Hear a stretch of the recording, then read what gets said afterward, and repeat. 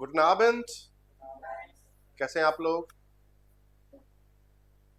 Geht es Ihnen gut? Okay. So, mir geht es auch gut, danke.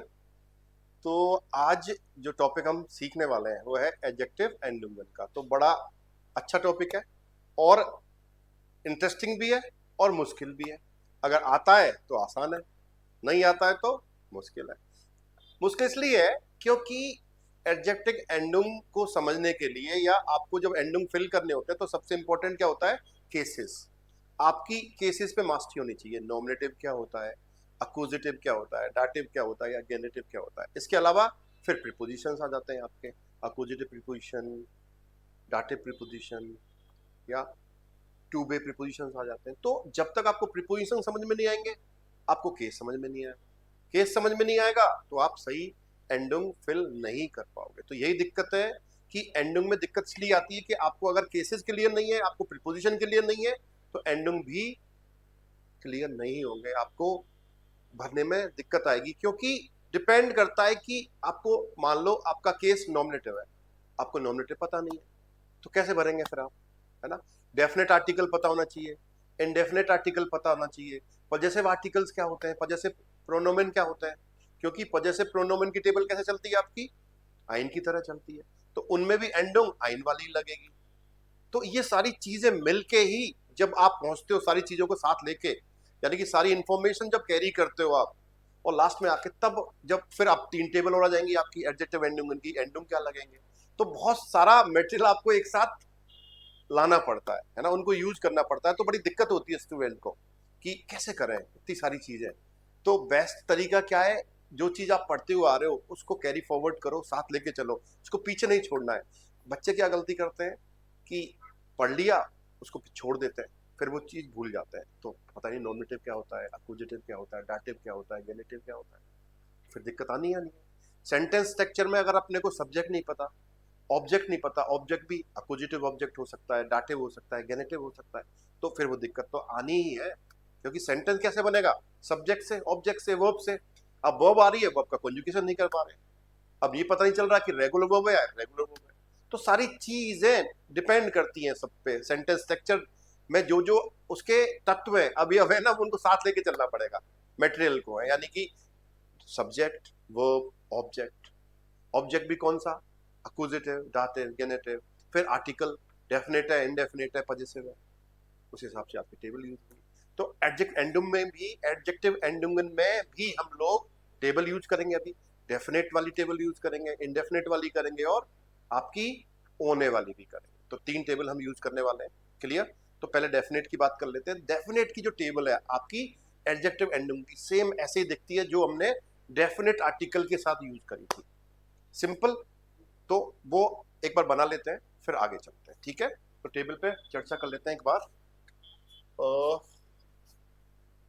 Masculine, feminine, neutral, plural. ये इधर आ गया आपका nominative, मैं short में लिख रहा हूं, अक्यूजेटिव, डाटिव और ये आपका गेनेटिव। ठीक है? Accusative, sorry, nominative, accusative, dative और गेनेटिव, ये हो गया आपके मस्कुलिन, फेमिनिन, न्यूट्रल और प्लूरल। अब आर्टिकल लिख लेते हैं। देखो, मस्कुलिन में हम लोग नॉमिनेटिव में लिखते हैं देयर, फेमिनिन के लिए दी, न्यूट्रल के लिए दास और प्लूरल के लिए डी। क्लियर? ओके। अक्यूजेटिव में देयर का देन हो जाता है, डी का डी ही रहता है, होता तो है चेंज लेकिन वो सेम दिखता है। तो हम ऐसा समझते हैं कि चेंज नहीं हुआ। चेंज तो हो रहा है, अगर मैं कलर अलग कलर से लिखता तो आपको पता लग जाता चेंज तो हुआ है, राइट? दास का दास ही रहता है और डी का डी ही रहता है। ऐसे ही डाटिव में देयर का, अब अक्यूजेटिव से कोई मतलब नहीं है, बेस फॉर्म आपकी नॉमिनेटिव होती है, तो नॉमिनेटिव को हम लोग चेंज करते हैं। जैसे यहाँ पे देयर का देन किया, डी का डी किया, दास का दास किया, डी का डी किया। ऐसे जब हम डाटे में चेंज करेंगे तो देयर का डाटे मस्कुलिन में क्या होता है? देम। ओके, डी का देयर, दास का देम और डी का क्या हो जाएगा? देन। देन प्लस एन, ये एन जो है ये नाउन के साथ लगता है, ध्यान रखना है। नाउन में अगर एन ऑलरेडी दे रखा है तो एन नहीं लगाएंगे, और एन नहीं है तो प्लूरल के साथ एन आपको ऐड करना पड़ेगा नाउन में। ठीक है, ये चीज क्लियर है। अब चलते हैं गेनेटिव की तरफ। गेनेटिव में देयर का देश हो जाता है, और एस या ईएस भी हम लोग लगाते हैं नाउन के साथ। ऐसे ही डी का क्या हो जाएगा, देयर हो जाएगा, दास का देश हो जाएगा, और एस और ईएस नाउन के साथ लगेगा ही लगेगा। और प्लूरल में डी का देयर हो जाता है मित्रों। देखो डी का क्या हो जाएगा, देयर हो जाएगा। ये टेबल हमने पढ़ी है ऑलरेडी, इसमें मेरे हिसाब से आपको दिक्कत नहीं होनी चाहिए। क्लियर। अब चलते हैं एंडुंगन की तरफ, राइट। तो देखो डेफिनेट के साथ क्या एंडुंग लगेंगे, मस्कुलिन के साथ हम लोग ई लगाते हैं, फेमिनिन में भी ई लगता है, दास में भी ई लगता है, अक्यूजिटिव में भी ई लगता है न्यूट्रल में, और फेमिनिन में भी ई लगता है आपका अक्यूजिटिव में। तो ये एक पिस्टल बन गई, देखो आप। क्लियर, क्या बन गई, पिस्टल। चलेगी नहीं, खाली है ना। ओके, अब सिंपल सा क्या है, बस इसके बाहर जो भी एंडुंग आएंगे सब में ई एन आएगा। बड़ा सिंपल सी कहानी है। पिस्टल के अंदर ई, पिस्टल के बाहर ई एन, सिंपल। तो सब में देखो एक चीज और दूंगा अभी आके, E N, E N, E N, E N, E N, E N, E N, E N, E N, E N, देखो सबके साथ ई एन, सोचना ही नहीं है। और गेनेटिव में और आपके डाटिव में तो आप आंखों पे काली पट्टी बांधो, लगा डाटिव है, डेफिनेट है, ई एन भर दो आंख बंद करके, कुछ सोचना ही नहीं है ना, सिंपल। समझ पा रहे हो। बाकी ध्यान रखना है आपको अक्यूजिटिव में, अक्यूजिटिव में किसमें रखना पड़ेगा, सिर्फ आपको मस्कुलिन के अंदर, बाकी सब में तो दिक्कत सेम ही है। तो ये टेबल आपको बनी हुई है, सिर्फ आपको एंडुंग का ध्यान रखना है मित्रों। क्लियर। अब चलते हैं हम आगे की तरफ। अब एग्जांपल पे बात कर लेते हैं, डेफिनेट की बात कर लेते हैं पहले, फिर इनडेफिनेट की बात करेंगे। ठीक है, चलिए। ओके,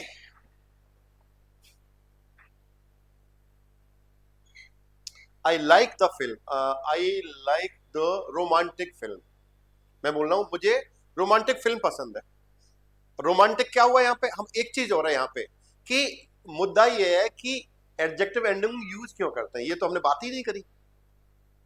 एंडिंग की जरूरत क्या पड़ी हमें, क्यों यूज कर रहे हैं हम एंडिंग, है ना। तो क्यों यूज करते हैं बताओ। अगर आपका एडजेक्टिव नाउन से पहले आ रहा है, शर्त क्या है कि एडजेक्टिव अगर नाउन से पहले आ रहा है तो हमें एंडिंग लगाने पड़ेंगे। जर्मन में सेंटेंस की शर्त क्या है कि अगर नाउन से पहले एडजेक्टिव आ रहा है तो हमें एंडिंग यूज करने पड़ेंगे। अब देखो इंपॉर्टेंट चीज, अब देखो उस एडजेक्टिव से पहले डेफिनेट आर्टिकल आ रहा है, इंडेफिनेट आ रहा है, या फिर विदाउट आर्टिकल आ रहा है। तो यानी कि ना तो डेफिनेट आ रहा है ना इंडेफिनेट आ रहा है, उसको हम क्या मानेंगे, ओने आर्टिकल। तो अब ये चीज आपको आइडेंटिफाई करनी पड़ेगी कि डेफिनेट है, इंडेफिनेट है या ओने है, उसके हिसाब से आप एंडिंग भरोगे। ठीक है, फिर वहां केस देखेंगे। तो मैं एग्जांपल देके बताता हूं आपको एक बार तीनों का। ठीक है, जैसे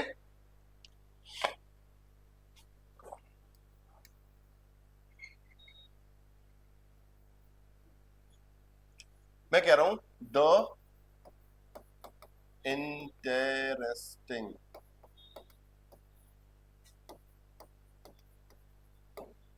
इंटरेस्टिंग स्पेलिंग सही है, द इंटरेस्टिंग फिल्म।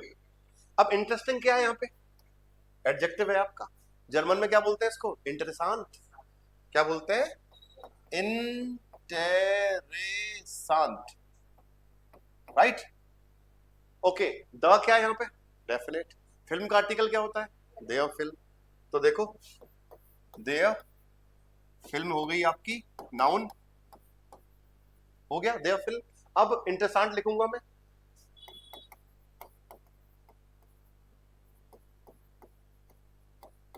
अब मुझे एंडम लगाना पड़ेगा क्योंकि ये एडजेक्टिव आपके नाउन से पहले आ रहा है, और कौन सा है? डेफिनेट है, क्योंकि उससे पहले देयर आ गया। देयर कब आता है? डेफिनेट। तो हमें क्या फिल करना पड़ेगा? डेफिनेट आर्टिकल वाले, डेफिनेट वाले एंडिंग फिल करने पड़ेंगे। अब देखो आप, अभी हमने टेबल बनी थी, देयर के साथ मस्कुलिन में क्या लगाते हैं? ई। तो क्या लगा देंगे? ई। देयर इंटरेस्टेंट फिल्म। चलिए एक इंडेफिनेट भी लेते हैं, बाद में डिटेल में बात करेंगे। अगर ये होता ए इंटरेस्टिंग फिल्म होता, अगर ये क्या लिखता मैं? ए इंटरेस्टिंग फिल्म, राइट। तो अब इसको मैं क्या लिखता? आइन, क्योंकि मस्कुलिन है। फिल्म आपकी फिल्म ही हो गई, और इंटरेस्टिंग को क्या बोलूंगा मैं? इंटरेस्टेंट। अब फिल्म है, मस्कुलिन है, तो अब आइन, अभी मैंने एग्जांपल नहीं दिया, लेकिन एक छोटा सा एग्जांपल देके से हम कर रहे हैं कि कैसे यूज करेंगे। तो आइन के साथ ईआर लगाते हैं मस्कुलिन में, ईआर क्या लग जाते हैं? अगर ईआर लगेगा तो क्या हो जाएगा? आइन इंटेरेसांटर फिल्म हो जाता। क्लियर? ये हो गया आपका इंडेफिनिट आर्टिकल का। इंडेफिनिट का पता कैसे चल रहा है? आइन से, सिंपल। ठीक है, अब ओन आर्टिकल देख लो। अगर मैं इसको ना तो देयर लगाऊं ना आइन लगाऊं और ऐसे लिखता हूं इंटरेस्टिंग फिल्म, तो क्या हो जाएगा? ओन आर्टिकल हो गया। तो मैं क्या लिख दूंगा उसको? Interesting film.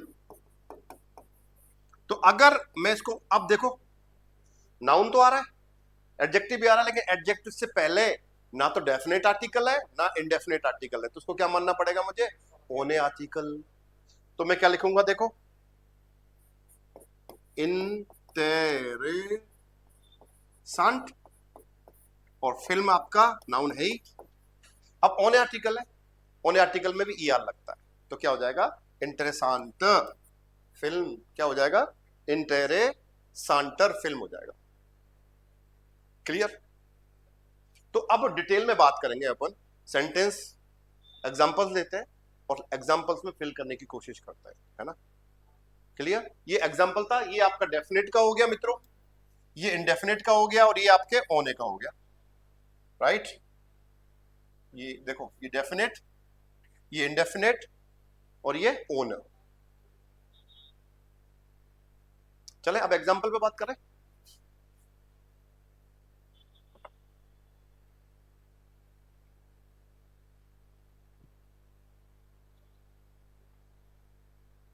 ओके,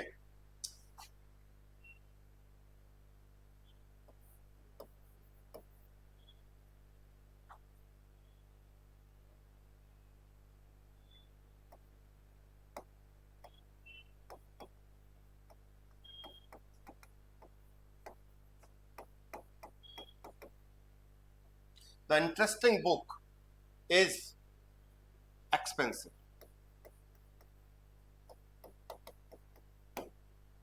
देखियो, the interesting book is expensive. अब एक चीज और रह गई थी, अगर एडजेक्टिव सेंटेंस के लास्ट में आ रहा है और उसके आगे नाउन नहीं है, तो एंडिंग नहीं लगता। ठीक है, लास्ट में जब बात करेंगे तो एक सारांश लेके चलेंगे, समरी पे बात करेंगे अपन, और फिर उसका कंक्लूजन निकाल। ठीक है, तो देखो, बुक क्या होता है आपका? दास बुक, दास बुक मान लो, दास बुक। इंटरेसांट देखा ही था हमने, इंटरेस्टिंग को क्या बोलते हैं? इंटरेसांट। ओके, अब देखो, इस्ट आ गया, इज तो क्या हो जाएगा? इस्ट। और एक्सपेंसिव को क्या बोलते हैं? टॉयर। तो क्या हो जाएगा? टॉयर। अब देखो, यहां पे कोई एंडिंग नहीं लगेगा, ध्यान रखना, क्योंकि खत्म हो रहा है सेंटेंस यहां पे, उसके आगे नाउन नहीं है, तो हम एंडिंग नहीं लगाएंगे। बड़ा सिंपल सी बात। क्लियर? ओके, अब देखो, केस कौन सा है? कौन सा केस है? नहीं, केस बताओ, सेंटेंस कौन सा है? नॉमिनेटिव है, अक्यूजेटिव है, डाटिव है, क्या है? अक्यूजेटिव कैसे हुआ? नहीं, नॉमिनेटिव है, जाइन वर्ब आ रही है, जाइन वर्ब आ गई। जाइन वर्ब अगर सेंटेंस में आ गई तो नॉमिनेटिव हुआ ना, सिंपल। तो केस क्या हो गया? नॉमिनेटिव। और यहां पे ये आपका सब्जेक्ट है, सब्जेक्ट ही नॉमिनेटिव होता है, पहली बात। तो अब एंडिंग कैसे भरेगा? बुक के हिसाब से, बुक का आर्टिकल क्या? दास। अब देखो नॉमिनेटिव वाली अभी जो टेबल बनाई थी उसमें दास के साथ क्या लगाएंगे, ई, तो क्या लग जाएगा ई।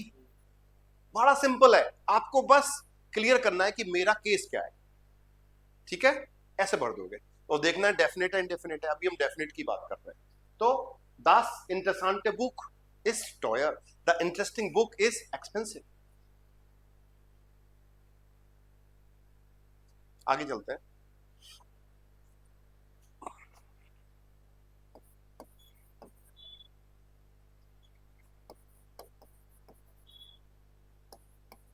स्पेलिंग ठीक है, फेमस, FAMOUS, सही है। The famous actor lives in Jaipur, the famous actor lives in Jaipur. Clear. पहला सेंटेंस क्या था, जो इंटरेस्टिंग, इंटरेस्टिंग को हिंदी में क्या बोलते हैं, क्यों सर, इंटरेस्टिंग को रुचिकर, जो रुचिकर किताब है वो महंगी है, ये मतलब हुआ उसका ना। अब ये सेंटेंस क्या है, द फेमस एक्टर, फेमस को क्या बोलते हैं, बेकांट हो गया जर्मन में, हिंदी में क्या बोलेंगे, प्रसिद्ध, है ना, प्रसिद्ध, जो प्रसिद्ध एक्टर है ना। और कोई सिमिनोमा है क्या प्रसिद्ध का, क्या नहीं बोल, जर्मन, हिंदी में विख्यात, विख्यात बोल सकते हो, बहुत बढ़िया, हिंदी बहुत बढ़िया श्रीमान आपकी है ना। ओके, जो विख्यात एक्टर है ना, जैसे अमिताभ बच्चन ना, वो कहाँ रहता है, जयपुर में। तो अमिताभ बच्चन साहब तो नहीं रहते, लेकिन इरफान खान साहब रहते हैं, ऐसे बोल सकते हो आप, राइट। तो है ना, इरफान खान जयपुर से। और भी कोई था फेमस एक्टर जयपुर से, और कोई रहा है, हाँ राजीव खंडेलवाल, राइट, स्माइल बहुत बढ़िया है उसकी, होस्ट जो करता है ना। हाँ हाँ जी, उसका घर है जगतपुरा में, इरफान खान का, हाँ है, लेकिन उनका फार्म हाउस है। कल कल पर मैं भी कुछ दिन पहले गया था, तो किसी ने बताया देखो इरफान खान का फार्म हाउस है यहाँ पे, जो वो यूनिवर्सिटी है ना, इला अरुण, हाँ इला अरुण भी जयपुर, असरानी जयपुर का है। अच्छा, तो जो वो कौन सी यूनिवर्सिटी है उधर जगतपुरा में फेमस सी, वो सुरेश ज्ञान विहार, उस उधर उसकी तरफ जाते हैं तो वहां पे उसका फार्म हाउस, बाउंड्री हो रखी है पूरा, वो केयर टेकर रख रखा होगा। चलो याद आ गई, ऐसे फेमस एक्टर की बात निकली तो यहाँ तक पहुंच गए हम लोग। तो the famous actor lives in Jaipur, तो जो प्रसिद्ध कलाकार है ना, वो कहाँ रहता है, अभिनेता, कलाकार नहीं, अभिनेता बोलेंगे, सही वर्ड अभिनेता होगा, है ना। वो कहाँ रहता है, जयपुर में रहता है। अब देखो एक्टर को जर्मन में क्या बोलते हैं, शाउस्पीलर, आर्टिकल देयर शाउस्पीलर, ओके, तो देयर शाउस्पीलर, SCH, शाउस, दो ऐसा आएंगे ना, शाउस, शाउस, शाउस, हाँ सही है, शाउस्पीलर सही है, शाउस्पीलर, ओके।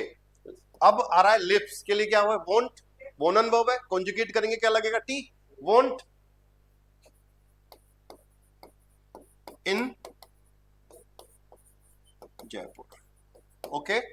तो देखो देयर, अब शाउस्पीलर है, अब फेमस के लिए क्या है, बेरूम भी होता है, बेरूम यूज कर देते हैं, क्या दिक्कत है।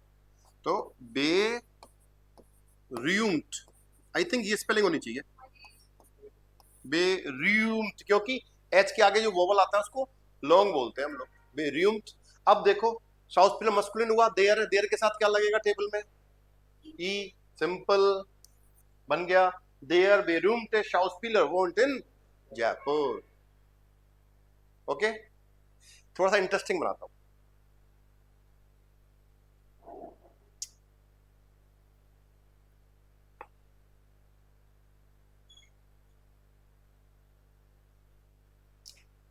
the the rich man the rich man knows the famous actor, कोई सेंस नहीं होगा, लेकिन अपन को एडजेक्टिव एंडिंग की बात करनी है। मैं कह रहा हूं जो रिच आदमी है, जो पैसे वाला आदमी है, वो किसको जानता है, फेमस एक्टर को जानता है, सिंपल। अब वर्ब कौन सी है? नो, कैनन वर्ब आ जाएगी, ठीक है। पहले मान की बात कर लेते हैं। मैन कौन होता है जर्मन में? देयर मान, ओके, देयर मान, राइट, ओके। अब रिच के लिए हमारे पास क्या है? राइश, राइश, राइश,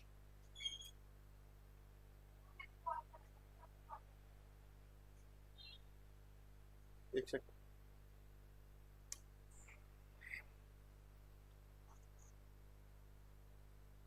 ओके, देयर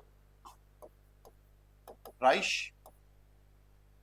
देयर राइश मान, देयर राइश मान। अब देखो, कैन नो, टू नो के लिए क्या है? कैनन, क्या हो गया? Cantt, okay. एक्टर क्या होता है? अब देयर साउस पिलर होता है, तो अक्यूजेटिव क्या हो गया? देन। और फेमस के लिए क्या वर्ड है? वेरियम,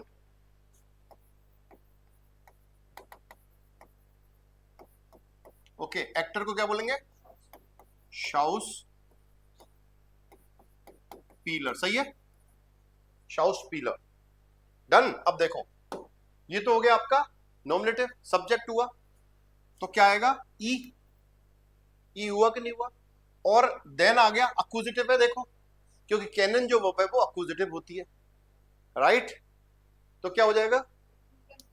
बेरूमटन, देन बेरूमटन शाउस पीलर, बन गया सेंटेंस, क्लियर।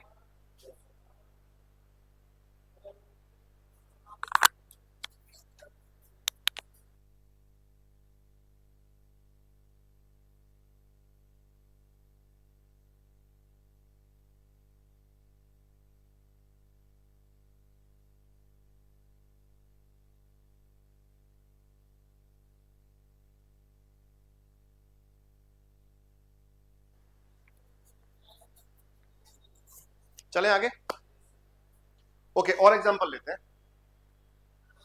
30 है ना। और एग्जांपल बताओ कोई अच्छा सा डेफिनेट आर्टिकल के साथ देते हैं। I eat the tasty food, I eat the tasty pizza, ले लें example.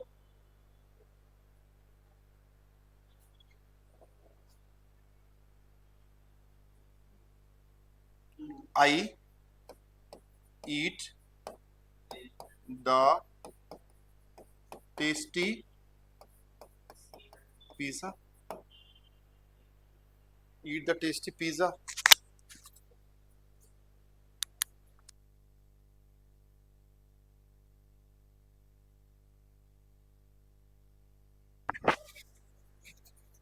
I eat the tasty pizza. अब देखो, आई कौन हो गया? इश, ईट क्या हो गया? एसन, एसन को कॉन्जुगेट करेंगे, क्या हो जाएगा? ऐसे, इश एस, ओके। अब देखो पिज्जा, पिज्जा का आर्टिकल दी पिज्जा होता है, तो अब देखो, एसन जो वर्ब है वो कौन सी वर्ब है? अक्यूजेटिव। तो पिज्जा के साथ क्या हो जाएगा? डी पिज्जा, डी पिज्जा लिखेंगे ना, ओके। टेस्टी के लिए वर्ब क्या है? वर्ब मतलब एडजेक्टिव क्या होता है? लेकर, लेकर, एंडिंग क्या आएगा? अक्यूजेटिव है, डी के साथ देखो, लेकर, ई लगेगा तो क्या आ जाएगा? ई। तो इस ऐसे डी लेकर, लेकर पिज्जा, इस ऐसे डी लेकर पिज्जा, या अंदर, ओके। इस ऐसे डी लेकर पिज्जा, क्लियर, ओके, डन। और चलो और एग्जांपल देते हैं, है ना। प्लूरल ले लो एक,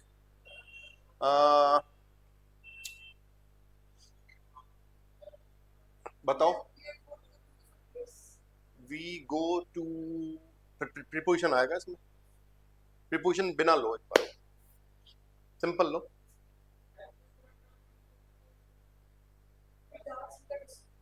फिर प्रीपोजिशन आ गया, सिंपल सेंटेंस लेने हैं अपने को, है ना।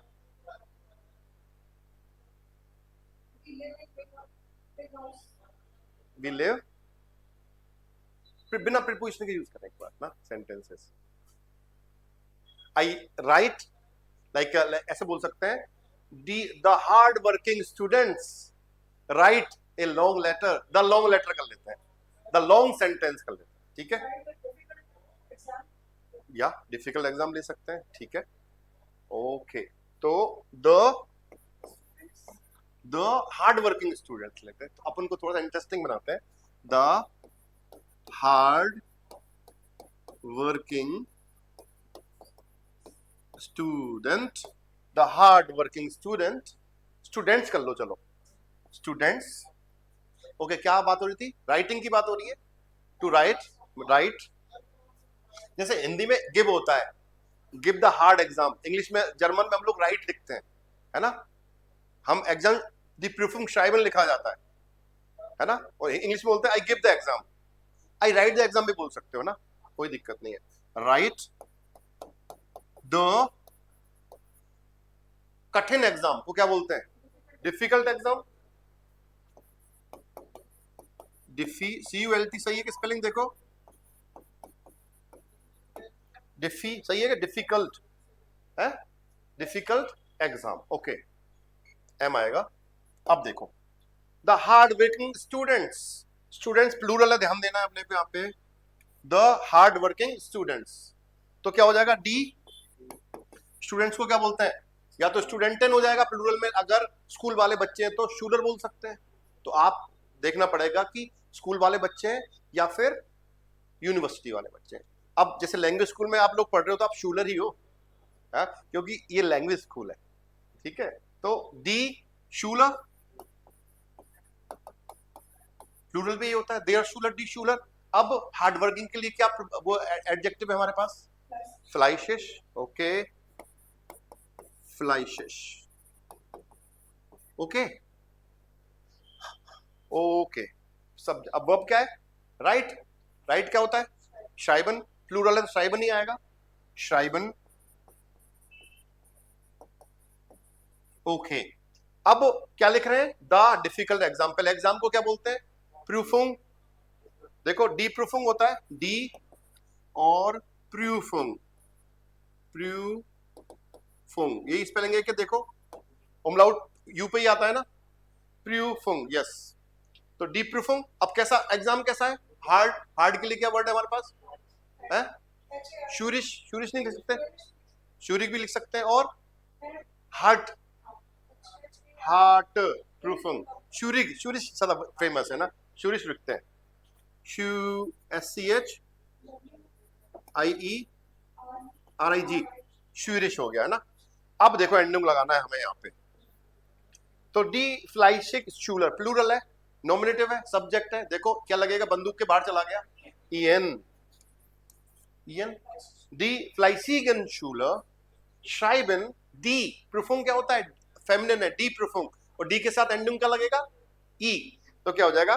डी शुइरीगे प्रूफुंग, अक्यूजेटिव है, डी फ्लाइसिगन शूलर श्राइबन, डी शुइरीगे प्रूफुंग, क्लियर?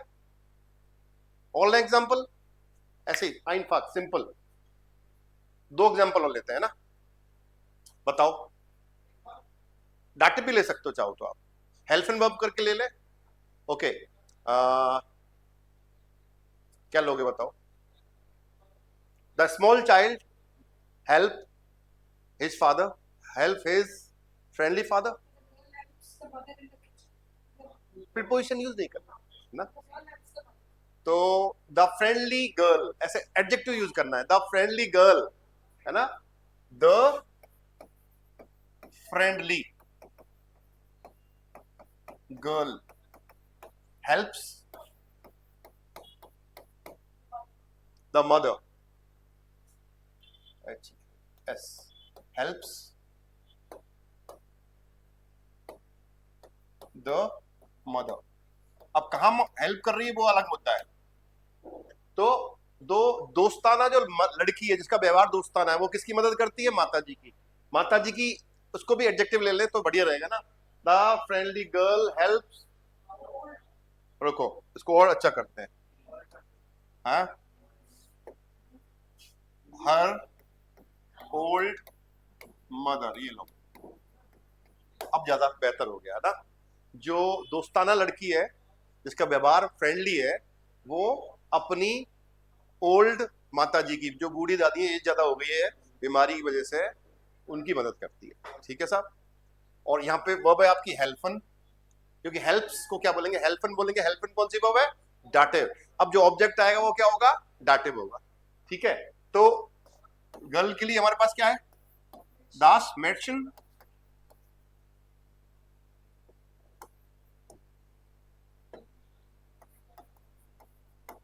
मैडशन। ओके, कौन सी है, फ्रेंडली। फ्रेंडली को क्या है, फ्रेंडलिश।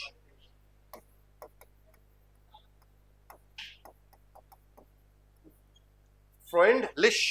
ओके, हेल्पन वर्ब है, हेल्पन। हेल्पन को कॉन्जुगेट करेंगे तो क्या आएगा, हेल्प्ड, क्योंकि इर्रेगुलर वर्ब है। हेल्पन ध्यान देना है आपको, है ना। तो क्या हो जाएगा, हेल्प्ड। हेल्प्ड किसकी मदद कर रही है, अपनी।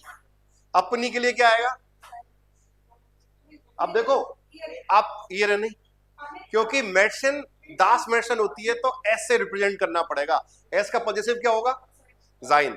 जाइन लेना पड़ेगा। अब बता गलती क्या होती है, लड़की तो जी होती है, जी का पॉजिटिव तो ईयर। ईयर लगाते ही कहानी खराब है, लुटिया डूब गई हमारी, ये मानो आप। तो क्या आएगा, जाइन लिखना पड़ेगा। अब आप कहोगे sir as a English learner, अगर आप कह रहे हो इंग्लिश सर जाइन कैसे हो सकता है, हित तो हो ही नहीं सकता ना। क्या पढ़ा रहे हो सर, आपको जर्मन आती नहीं है, गलत पढ़ा रहे हो आप, पढ़ के आइए आप कहीं। अरे भाई ऐसा नहीं है, जर्मन में आर्टिकल से काम चलता है। लड़की का आर्टिकल दास होता है, तो दास के हिसाब से हमें उसको एस मानना पड़ेगा।